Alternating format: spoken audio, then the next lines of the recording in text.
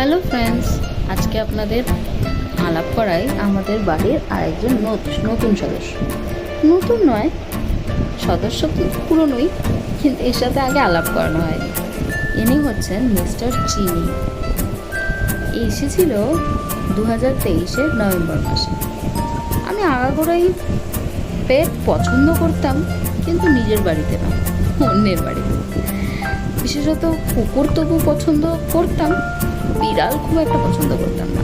তাই উনি যেদিন আসেন সেদিন আমি খুব ঝগড়া করি। আমার বোন জোর করে রাখে ওকে।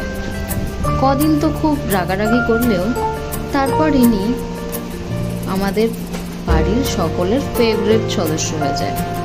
আমার মা, আমার বোন, ইভেন আমার মামা মামি সকলের খুব প্রিয়। এখন তো ওনার কথা মতোই সব কিছু চলে। সত্যি কথা বলতে এই ইনোসেন্ট প্রাণীগুলো কখন আপনার মনে একটা জায়গা করে নেবে আপনি বুঝতেই পারবেন না।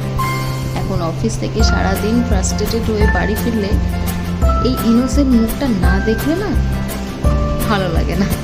মনে হয় যেন কেউ জিজ্ঞেস না করলেও ও একবার এসে জিজ্ঞেস করে কেমন গেল দিনটা। এখন এতটাই প্রিয় হয়ে গেছে যে আমার বার্থডের দিন একটা রাতের জন্য ওকে পাওয়া যাচ্ছিল না, একজন আটকে রেখেছিল। আমি আমার বার্থডে ভুলে সারাদিন শুধু ওকে খুঁজেছি পাগলের মতো কাঁদতে কাঁদতে।